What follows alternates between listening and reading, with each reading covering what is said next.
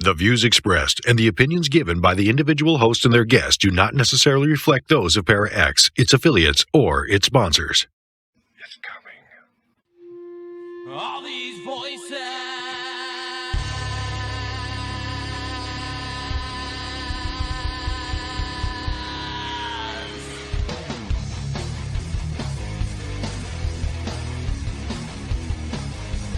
All these voices. They're mine.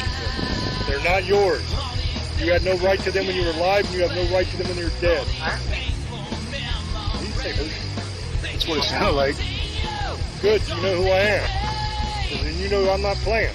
You're going to let those women go. In Jesus' name, you're going to let those women go. Is there a demon here watching us right now? Watching us right now. Hello, everyone, and welcome to another episode of Staring into the Abyss. I am your host, horror author James Hershey Jr., and with me, as always, my co-host, old boy James Ash. How you doing, brother? Good evening, misfits, sugar ladies, monster lovers, and demon hunters, and motherfuckers. How was your night? Thank you, guys, and I'm going to start this show off with the experiences I just did this last weekend in Long Beach, California.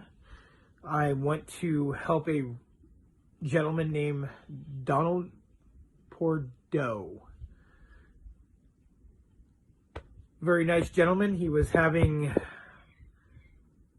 a situation where he was being touched physically, sexually, and inappropriately at times. So I'm going to tell you his story and what was going on and how I got the call, and I'm going to tell you about how the investigation went. So bear with me, guys. I'm still fighting allergies. I'm not as bad as I was, but if you can tell, we had a lot of rain this last 2 years in California and snow, and this is what I'm paying for. So my nose is a little bit stuffy, but it's not as bad as it was. It was before. So bear with me, guys. I love you, but you know, just like the last show, it wasn't as bad. Last show, I could hardly even breathe. So I got a call about 3 weeks ago from this lady from Scranton, and she left me a message saying it was urgent. A gentleman in Long Beach was getting attacked by a vengeful spirit or slash demon or something bad, entity, whatever you want to call it. So I talked to the woman. She lives in Pennsylvania, and she has her own issues, and we're dealing with that too with the team in Virginia slash Pennsylvania, and her situation's a hell of a lot worse than what I'm dealing with here in California. It's pretty crazy. I'll talk a little bit about that if we ended up taking the case, because it's about a lady. I'm not going to say her name, but she lives in Scranton, Pennsylvania. Not Stockton. I meant to say Scranton, Pennsylvania.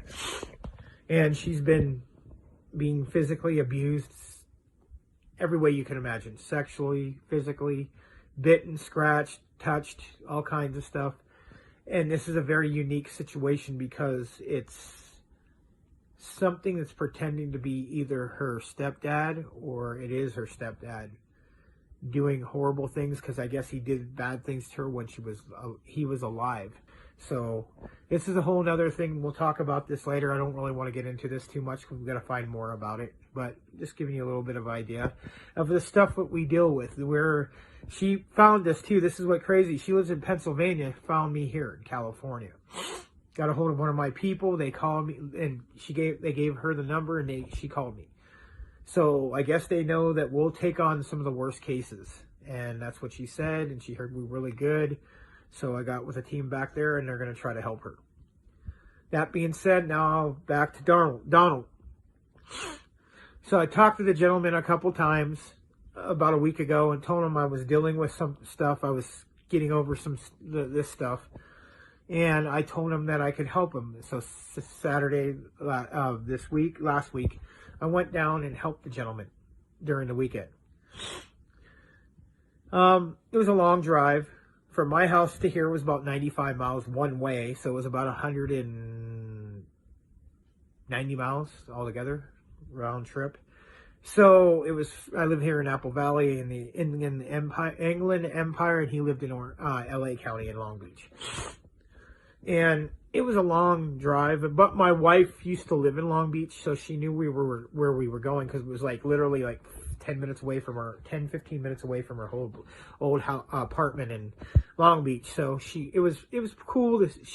We went to her whole neighborhood and went and had a couple of sandwiches because she went with me. So we get there. I feel a little bit of energy because when I first talked to him on the phone, I knew there was something there. I could tell something was lingering on, and I could tell there was something there. They were mad because I was coming, and he told me over through the week it was getting better, and they knew I was coming, so they were getting, the entity was getting a lot nicer, would lay in bed with him and caress him. But he doesn't want to be touched. He doesn't even care about this thing. This thing just started happening in the last couple months.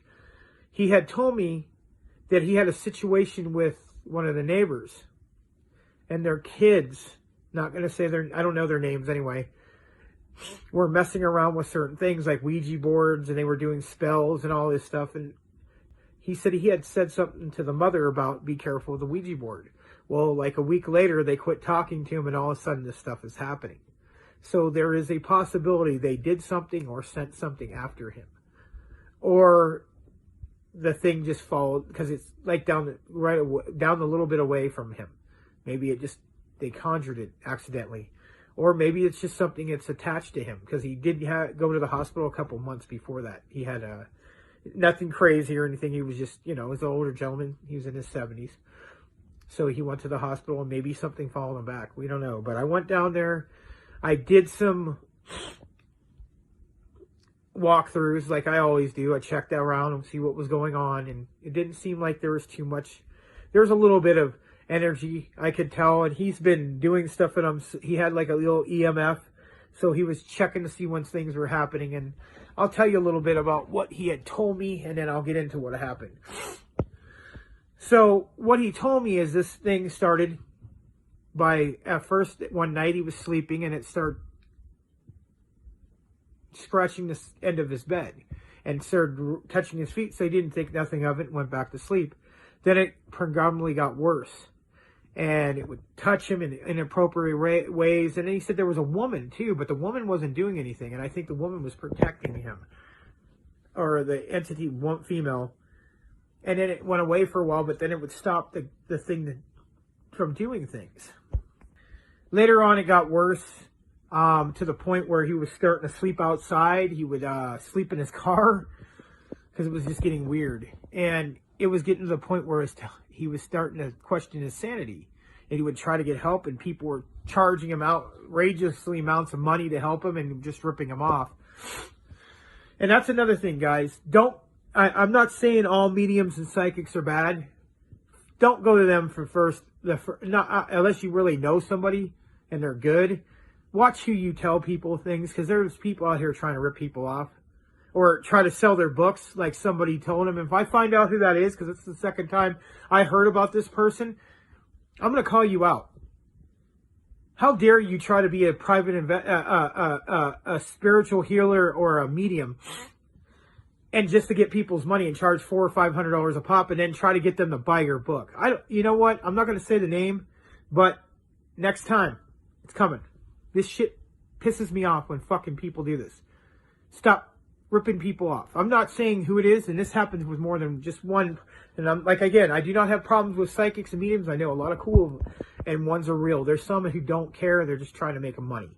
Some, not all, because I know somebody's gonna fucking say, oh, you said, oh. No, there's a small majority that do it and just want to be famous. And this pissed me off, because I had to help this gentleman, because 2 or 3 of them, supposedly psychic mediums, ripped him off for $300-$400 a pop, and then tried to charge him $2,400. And he was smart and fucking told him to fuck off. And I don't blame him. We're supposed to be helping people, not trying to make all this money. I'm just not going to get into it. We'll leave it at that. I'm not trying to offend anybody. But if you're into this for money, please quit. I know you're not going to, because you're greedy and you want to make money off of it. But if that's what you're really doing this, to be on TV or have a TV show, just remember, karma comes around. You'll be caught eventually. Something will come up, you'll be caught. And hopefully you do. I'll laugh my ass off. But get back to the point is, this man was having a lot of issues. And then he said it was like three like a snake now. And it would rub on him. One would be a female, one was a male, and the other one was a male. And it changed itself into a snake and would rub on him. And he sent me a picture and I did the outline. It looked like snakes laying on his bed. It was really weird. Weird, different situation. I don't usually deal with this kind of situations. This one was a new one for me, guys. Something I've never really dealt with. An entity that kind of, I think, has a love for this person. As weird as it sounds, I really believe this. And it kind of showed. And I when I was there, it talked to me. And you guys are going to see the recording in about a week or two. We got done. I had to do a couple parts, and it's almost done. I sent it to Virginia, and it's getting edited right now. So you guys will be able to see what happened. And my wife talked to it too. And we felt it. And it talked. We had Don do a little part about it. You'll hear it in the video of what he is going through. And he's never had this kind of stuff happen before. So he's really a little bit scared, anxious, because now I might have to go back again. Because the thing, he ignored it. When I went to I told to leave him alone, or if it's going to stay there, leave him alone. And they did for a couple days, and then it messed with him and scratched him because he's ignoring it. And we're going to see how this works. And if I'll do a call-in interview. If not, I'll go back down there. No big deal. I'll get this thing out. It takes 2 or 3 times. Remember, guys, this shit doesn't just go away in one time. This isn't the Exorcist movie and all the other shit you see on TV. This stuff can stay forever. May not even get out of here. I have my opinions on that, but that's James's opinion, and he's welcome to it. Maybe he can, after this part I'm doing, he can explain that part with you. And I get what he's saying. I get it. But it's a good theory. It makes sense. But some things are meant to happen. Now, if you want it there, just so you guys know, don't waste people's times. You can't get it out. If you want it there and you keep coming, even if we get it out and it comes back because you keep wanting it back, some people do this. As crazy as you think this sounds, people do this. They get attached. And that's one thing you got to very much worry about when they get with these things, is sometimes they get attached to the point where they start loving these things. Entities, demons, whatever you want to call it, shadow people, vengeful spirits. Sometimes they fall in love with these things. They get attached. Because these things, 90% of the time, don't do stuff. They pretend to love them. And they're using them. Or, you know, sometimes I have a feeling sometimes these things fall in love with the person they're attacking or attached to. Or molesting, or whatever you want to call it. And Don's, this is a really weird case. But there was a movie, I think in the 80s, called The Entity. It was about a woman and lived in California, LA County.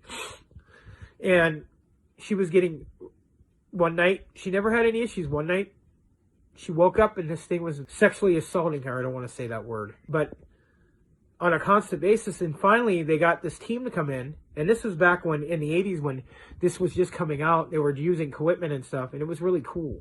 You guys can check it out. It's called The Entity. They kept coming and coming and kept doing this stuff, man. And then even they said after the show, the movie, that for years, even when they moved away, it still once in a great while would do it, but not as much when it felt like it.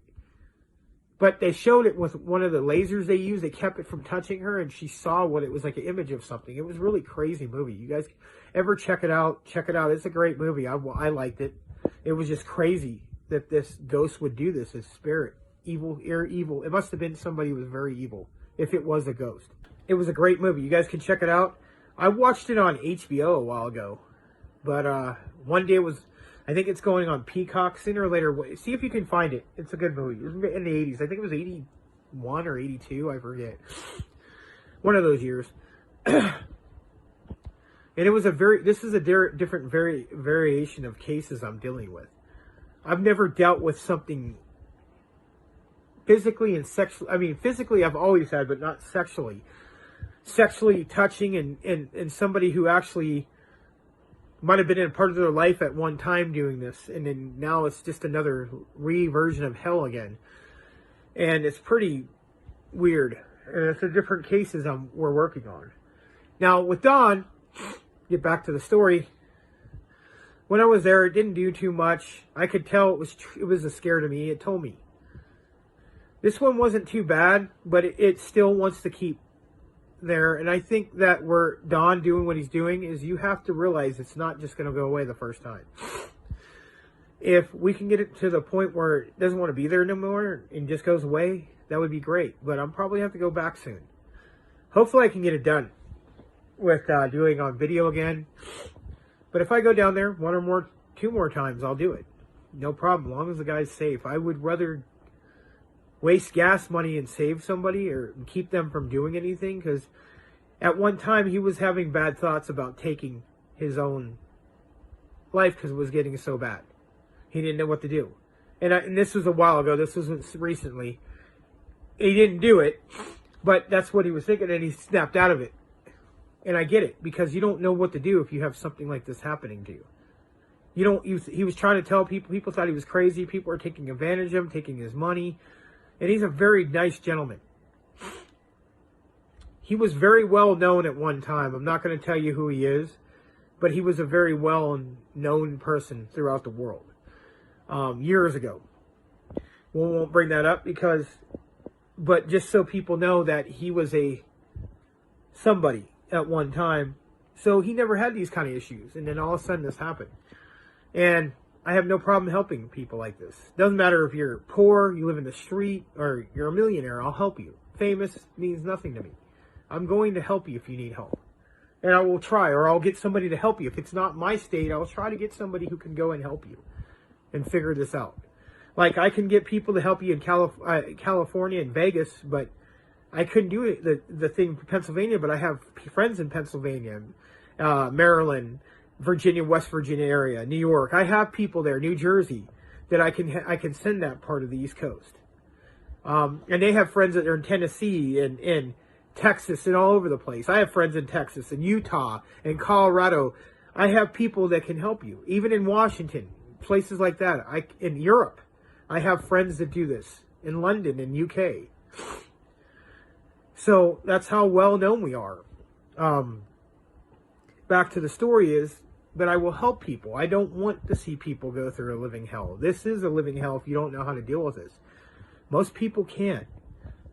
Unfortunately, we've had people passed away because it was just too much. They kept the demon around, or we were dealing with this stuff back east, and they tried to help this family for years, and it finally made the girl go crazy, and the guy ended up, it killed him. And that's what happens sometimes. That's why we don't want to get it to that level. They waited too long, or he got attached to the entities in the house, or demons, or shadow people, whatever you want to call them. The vengeful spirits. I'm giving all kinds of different options. I don't like to always say it's a demon or a fallen one. Could be somebody who was dead at one time and they were a horrible, raping, murdering asshole. That's what it could be. And that's what people don't realize. That could happen. And it's happened in the past. Like John Wayne Gacy, you just imagine, like, Jeffrey Dahmer. The Richard Ramirez. I'm just throwing a couple out there. Imagine if you found out it was them. Could be a possibility, man. What they did was absolutely heinous. Some of the stuff they did. And some people, I would be scared if they were coming after me, their ghost. I mean, I don't think I would, because I'm so used to stuff attacking me and my wife and my team. And I'm used to it, guys. I again, when you come to my house, I don't let people go in my room because of certain things. I've got and how to get out, and if some of this stuff follows us, we just deal with it. We know how to deal with it. So, as crazy as that sounds, yes, my wife and me know how to deal with this. James has stuff. We all have stuff. It's part of the show. Our show is haunted. When we do Stare into the Abyss, he says he hears things talking, laughing, whispering. When we did the show with a guy, we did a show with him and he could hear something. But that's part of the the thing about this. You do this kind of stuff, this is what happens, guys. The price you pay. So, get back to the story with Don. So I did what I had to do. Left his house. He had a couple days, and now it's starting to not as bad, but it's still making sure it gets his attention. He's trying to really, really keep this thing away, and I don't blame him at all for doing this. He's starting to study, and now he's starting to realize, and he has the EMF, and he's doing his saging and his own little ritual stuff. He knows what I've told him and some of the stuff I told him to use, and it's working. So we're just going to keep doing what we're doing. And hopefully this really helps this gentleman, because he's a really nice guy, really sweet, nice guy, wonderful guy. So I always want to help people. It doesn't, just like the lady in Pennsylvania, I really hope we can help her, or help her with whatever issue she's having. And that's a real unique case, because it's a lot worse than what I'm dealing with here in Long Beach. So, like I said, if you guys ever need us, Shadows Pit on Facebook, Shadows Pit, Tells of the Abyss, California, hit me up. Or Tells the Abyss Vapor, and we're Virginia/Pennsylvania, or hit me or James Hersey up on our emails. Or our Facebook page, Instagram page, TikTok, Facebook, whatever. Hit us up and let us know. I even have a phone number on there. You guys can call us. Email me. You can email anything if you ever need us. Just let us know. So that's all I got to say on that. On that part of it. Like I said, if you ever need us, let us know, and we will try to help you as best we can. I will figure out what I can do for you. I can send you to somebody who can help you. You guys also, if you guys need mediums or psychics, I know some of them. Always write us, ask us anything. We will always accept anybody's help. We will help you as much as I can, or try to help you as much as I can. I can even do stuff over video, and I don't charge anything. I do once in a while. We'll take donations, and that was just for sometimes if it's a very far drive or we have to go to another state. That happens, but I don't charge people to help them. And even if I did, it's not going to be $600-700. That's ridiculous. I have my opinions. But gas is very expensive in California, and so is food, so that's a whole different story. If I have to fly out somewhere, that's something I haven't done yet, and I could probably get somebody to go there, because that'd be a waste of time. But I could also do it on video chat. I can do stuff like that. I can do on Skype. You guys ever want to be on the show, let us know. We see what we can do to get you on. So, that being said, I want to know what you guys' opinion. Always put it on in the groups, or I mean not the group, in the group chat, or in the videos, or just leave us a message. Tell us what you think of Staring at the Abyss. We always want to hear feedback from you guys. We love hearing it. That's like, everything. It's like being on Yelp, or, Google comments and stuff like that. We always want to hear how we're doing. And what I've heard, 99% of the time, we do a good job on the show. You're always going to have somebody complaining, but that happens. But with my investigations, 99.5% of the time, I've never had any complaints. Yes, there's some people you just can't help. Sometimes they're not telling the truth, or sometimes they want to believe something there when it's not, and you can't do anything for that. But 99.5% of the time, I've never had any issues. Either James, not as much. Either. Same thing, pretty much. 99.5% of the time. The problem is you have a lot of these teams that have become an issue, that want to be famous, or want to argue with everybody about what's real and what's not, or they can do it better. That's not what you're supposed to be doing. You're supposed to be helping people. Saying that you're the best means nothing to me. Prove it. I put my team in both parts of this country up against almost anybody. And I'm not trying to brag. I guarantee we're as good as they are. I'm talking about the top-notch people on TV. I guarantee it. They know us. Some of these people know who we are. And I'm not trying to be like we're the best in the world. There's many people, and it doesn't matter about that. But I'm good at doing what I'm doing, and so is James. We're good at helping people. And that all it matters. I do believe we're one of the best teams in paranormal investigators and cryptozoologists in the world. Not the best, but we're one of them. I think we have one of the best podcasters in the world. I think James has got one of the best voices in the game right now. That's just my opinion.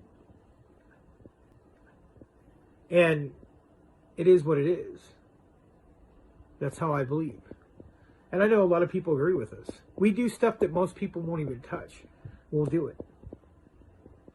So that being said, James, you go ahead and tell me what you think, and tell me what you think of the investigation. Like I said, it's still not 100% done, but it's getting there.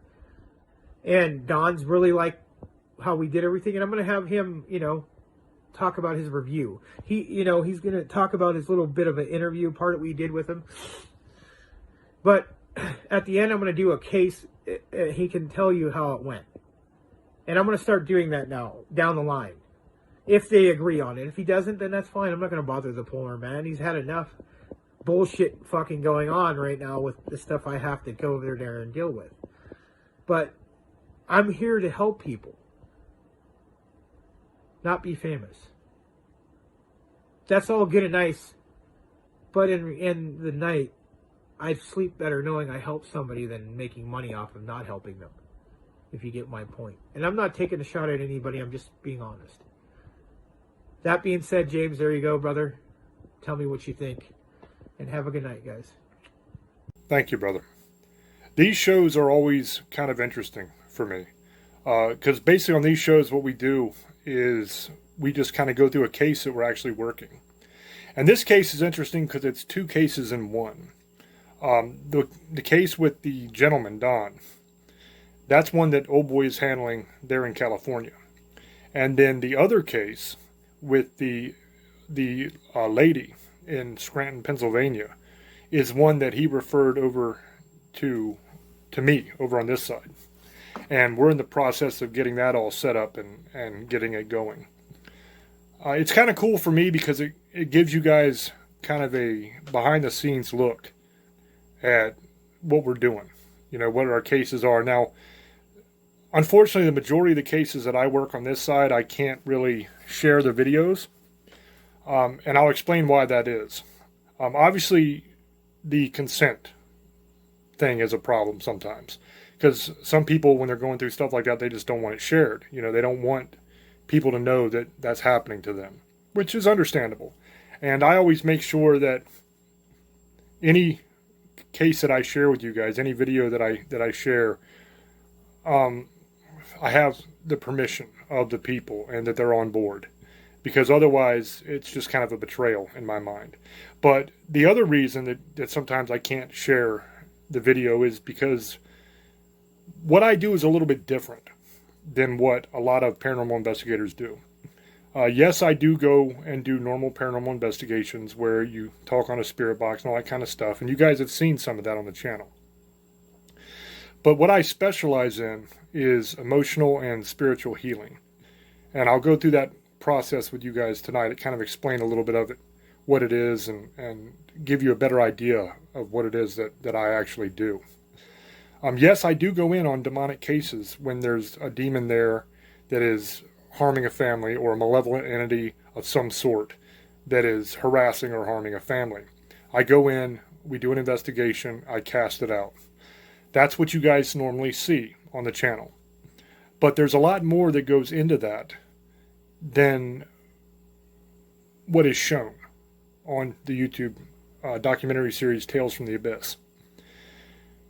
And really, a lot more than what is shown on any TV shows. And the reason for that is because the other part of what I do, and the most important part, actually, of what I do, is the emotional and spiritual healing. And that is kind of almost like a counseling session. Okay, that is going deep into past traumas and working through those emotions and healing the wounds that are created in the soul to close those doorways so that whatever was bothering them, the demonic presence, can't come back because there won't be anything for it to latch onto. If you don't do that process, then you've left all those doorways open. Now, I know you guys have all heard about Ouija boards and stuff like that, and that kind of ties into the case that Old Boy's working there in California with Don. Ouija boards open doorways, yes. But the much more common doorways that are opened are caused by trauma. Now, I'm going to kind of go through this and explain it so that those of you who aren't familiar with this, and very few people in the world do what I do. So there's not very many people that know this knowledge. Your run-of-the-mill paranormal investigator, your run-of-the-mill person like that is not going to know how to do this. They're not even going to know what I'm talking about. But essentially what happens is everybody goes through trauma in their life. Now, in trauma, you get emotions that are brought up through that trauma. The negative emotions, such as fear, hate, jealousy, those kind of things, anger, those negative emotions are what the demonic entity can use to latch on to your soul, okay? Trauma creates a wound in the soul, just like physical trauma creates a wound on the body. So that wound in the soul is created through bad trauma that happens in your life. The negative emotions that are connected to that trauma fester with that wound. They're attached to that wound so that whenever you think of that trauma, those negative emotions come back to you again. This is what demonic entities will use to latch on to your soul and attach to you. And until you purge that trauma, you purge those negative emotions that are connected to that trauma, and you actually heal that wound in the soul. Until you do that, it's going to continue to be a point to where demonic entities can attach. It's the doorway that they can use to attach to you. So without going through that process and fixing that, you have no hope of keeping something away long term. So the reason why that's so important is because, yes, I could go in there and cast out the demon, right? Boom, get rid of it. The problem is if those doorways are still open, if those wounds in the soul still exist, and those negative emotions are still attached to those wounds and festering, that demonic entity can come right back and reattach itself. And each time it does that, it's stronger, because each time it does that, the person's natural defenses against it are worn down more and more. They're worn out, essentially. And they don't have the spiritual reserves to continue fighting. So that's why it gets worse and worse and worse as you go. Because if you don't heal the wound, the infection will keep spreading. That's the problem. Now, a lot of these things you see on TV, a lot of these people that go in and claim that they can handle this stuff, they don't ever do that work. So what happens is they'll go in, they'll do their investigation. Most of them don't even cast out whatever's there. They'll just basically go in there and piss it off and then leave. So you haven't healed any of the wounds in the soul. You haven't gotten rid of the demonic entity. And all you've really done is piss it off. And you've made things a lot worse for that individual or that family that you were pretending you were going to help. That's basically what happens.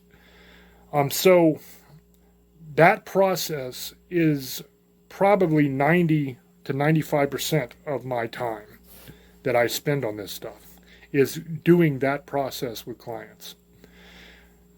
The other 5 to 10% is actually doing an investigation, doing all of the pre-investigation interviews, post-investigation interviews, all the background to learn as much as we can about the person, the situation, the property, everything about the case, so that we have a good idea of what we're dealing with when we go in. You never want to go into a case without doing that first. Okay, that's another mistake a lot of teams make, is they think they can just go in there and set up a spirit box and start talking. And they will get whatever information they need from the spirit. Doesn't work like that. First of all, they very rarely give you complete narratives. You'll get a word here, a word there, sometimes a sentence, but you kind of have to piece it together by yourself.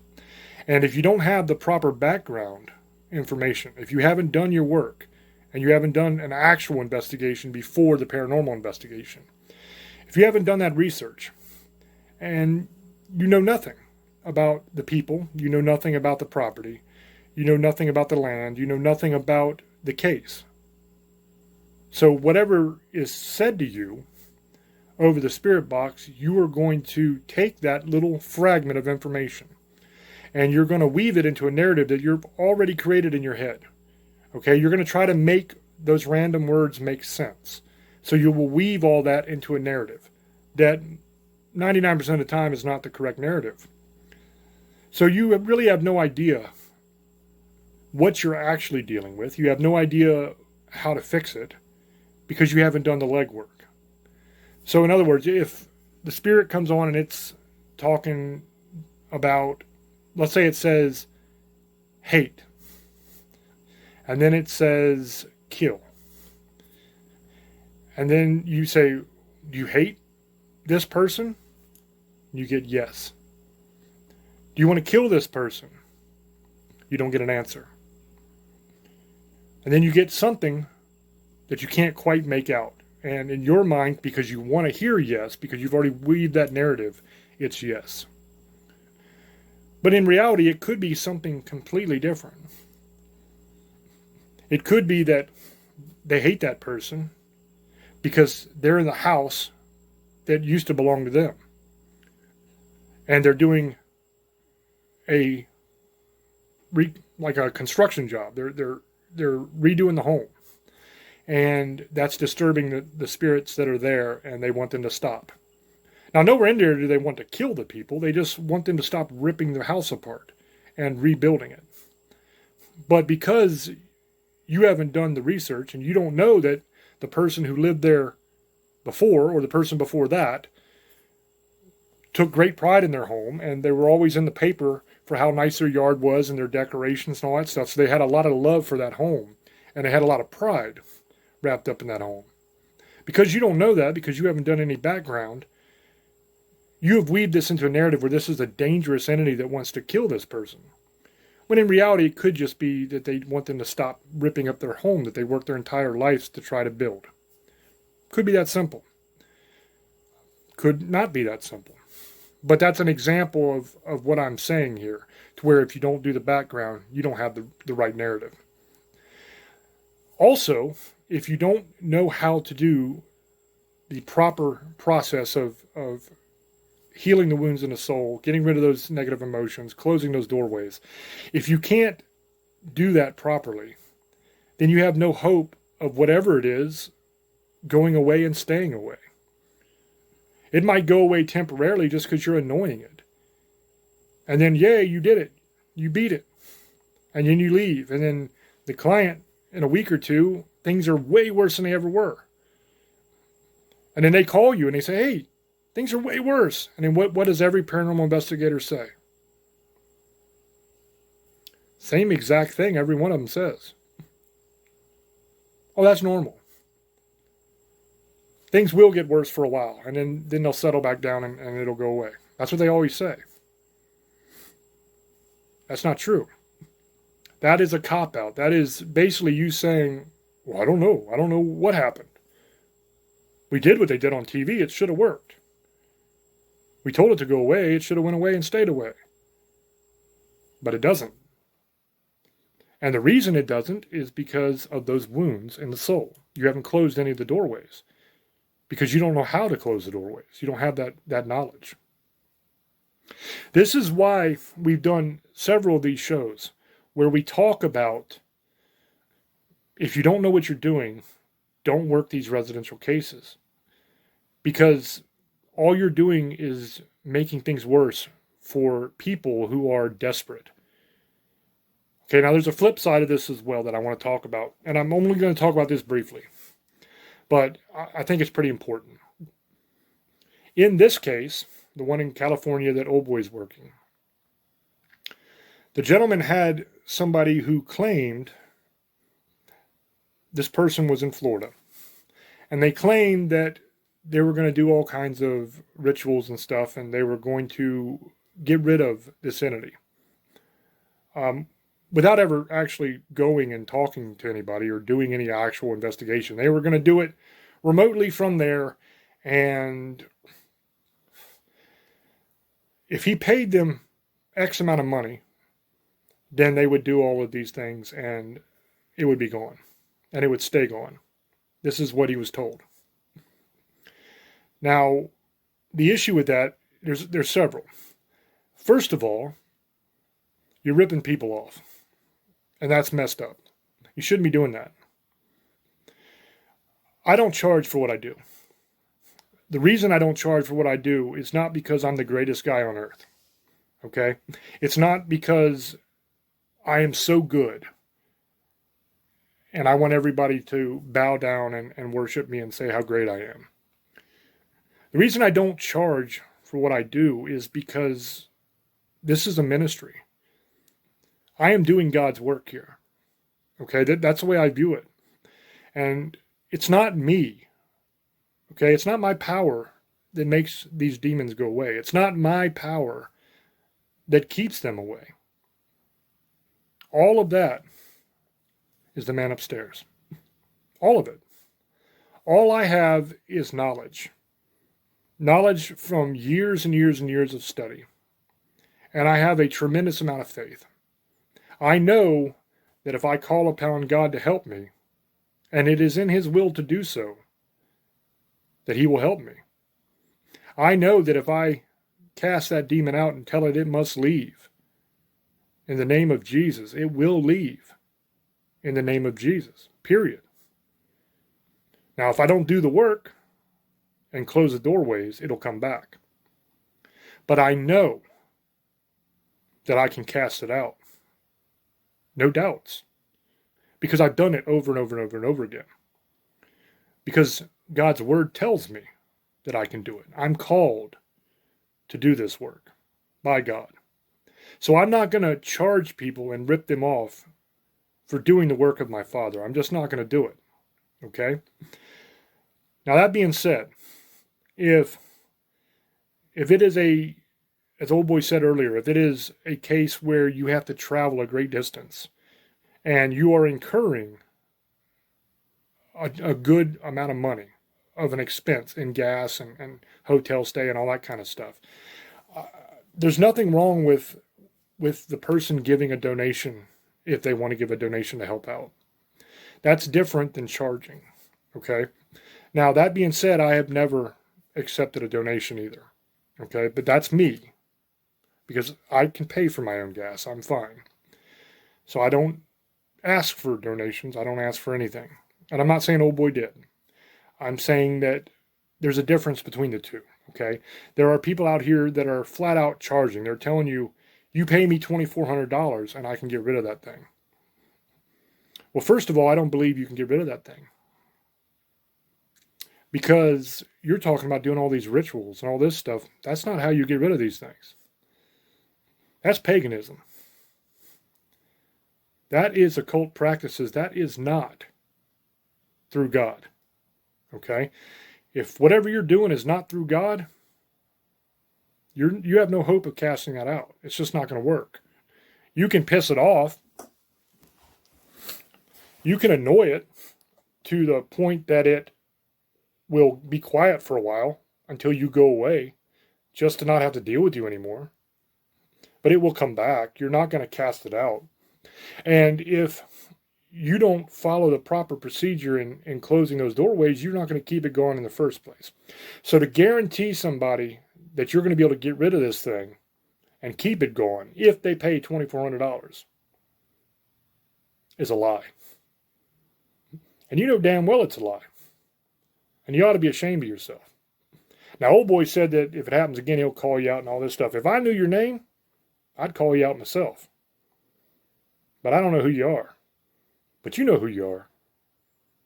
So if you're watching this, you ought to be damn well ashamed of yourself. You're taking somebody who's already suffering, already in pain, scared out of their mind, desperately trying to get help, and you're taking advantage of that to line your own pockets. And that's despicable. Absolutely despicable. Okay, so that's out of the way. I wanted to address that because everybody knows how I feel about it, but it makes me crazy because if you're doing it to make money like that, then you're not doing it for the right reason. And if you're not doing it for the right reason to help people and to glorify God, then you are not going to be able to do what you're promising you can do, period. Because I very seriously doubt that God is going to grant his power to cast these things out and to do this just to make you $2,400. That's ridiculous. So you ought to be ashamed. Now, I've kind of talked for a while on this. I want to kind of get into a little bit more of this emotional and spiritual healing process, because the case in Scranton that we're working, this process is going to have to take place. And the trauma that is involved, I'm not going to get into details and specifics, okay, because I haven't cleared any of this, so I'm not going to say names, I'm not going to get into specific instances.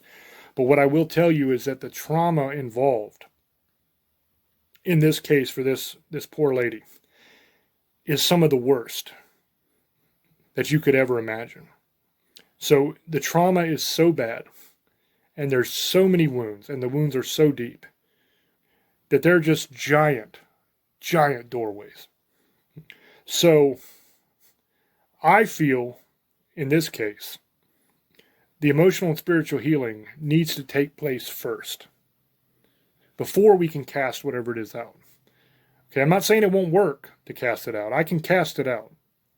But if we want to keep it gone, and we want to do what's best for her, the emotional and spiritual healing should really take place first. So that's what we're working on now, is trying to get that set up. I'll be the one doing that personally, because, like I said, there's not many people in the world that do that.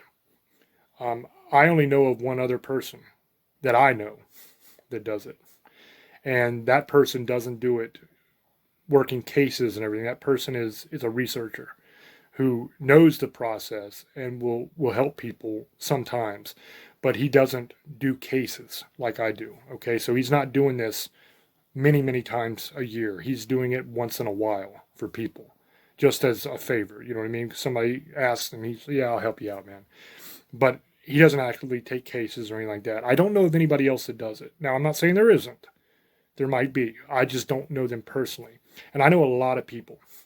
I know a lot of paranormal teams. I know a lot of investigators. So for me not to know anybody else that does this, at least does it correctly, knows how to actually do it, that's saying something, okay? So, back to what I was talking about with the process. Basically what happens, you have a trauma in your life. It's a severe trauma, and you feel a bunch of negative emotions. That is the anchor point, that wound. It creates a wound in the soul. Those negative emotions kind of fester with that wound. They're attached to it. And that is the anchor point for demonic entities that they can grab a hold of and attach to you.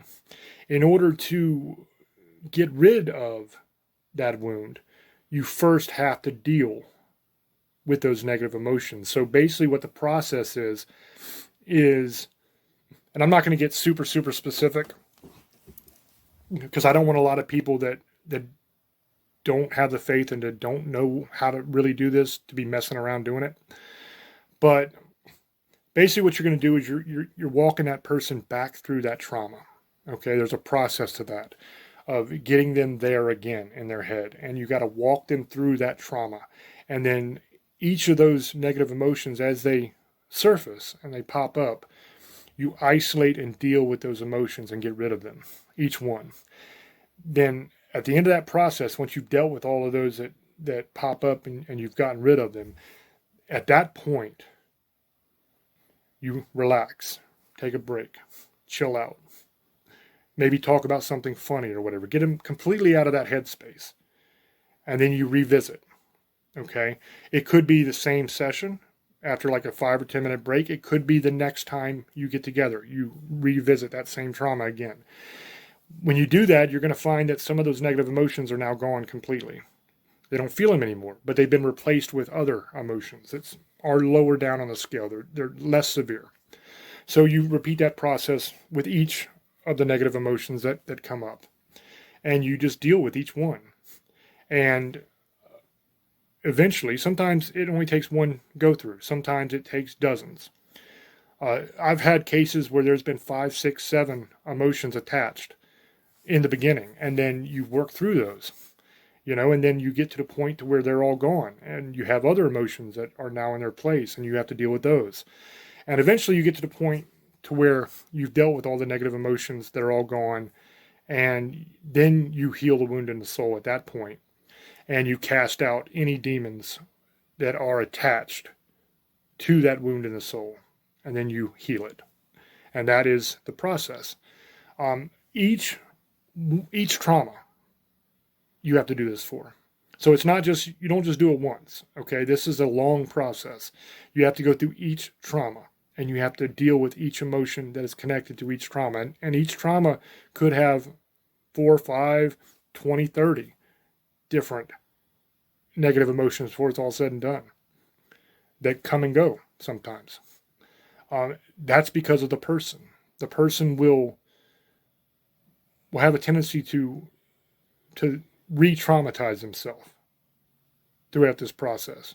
So let's say one of the emotions is anger, and you deal with it and you get rid of it, and then you end the session and they go home and they start thinking about it later on that night, about the session, and they start thinking about that experience again, that trauma. They keep replaying it in their head, and it makes them angry all over again. So now that anger has resurfaced and you have to deal with it again. That's not because the process failed. It's not because you did anything wrong. It's really not even because they did anything wrong. It's human nature. It's like if you have a bad tooth and you go and get it pulled out, you mess with that hole with your tongue for a while because you're so used to that pain. You're so used to that bad tooth, right? That wound that is hurting you and causing you anguish, so that when it's gone, you don't know how to feel anymore because you're so used to that pain. So you start messing with it with your tongue, trying to almost cause pain again just because that's familiar to you. And it's the same thing emotionally. You do the same thing. And that is the cause of it. But the good news is you come out the other side of this process a much better person because you don't have all that trauma and all that hurt to carry around anymore. It's all gone. And you're healed, and you are a normal, fresh, loving person again, without all of that hatred and pain and anger and all that stuff that you felt. This process 100% works. I've done it for years and years and years, okay? I've had complete and total 100% success with this. It never fails. It takes a while, okay? You got to be committed to it, and you got to keep going. It does take a while. But I've never had anybody get to the end of that process and still have wounds in their soul from those traumas that we've dealt with. Now, there might be traumas that they didn't think about, that they didn't remember. And then they come back, a couple months later and they say, hey, man, everything's fine. I'm good. But I just remembered this other thing that I wasn't thinking about, when we got together. And I was wondering if we could go through the process again with this thing. And sure, you absolutely can. And what I do is I teach the client how to work through this process on their own as well, without me involved. Because by this time, we've done it over and over and over again. So they kind of know the process. And it is something you can do without me. Okay, I'm not like some magical man that has to be present for this.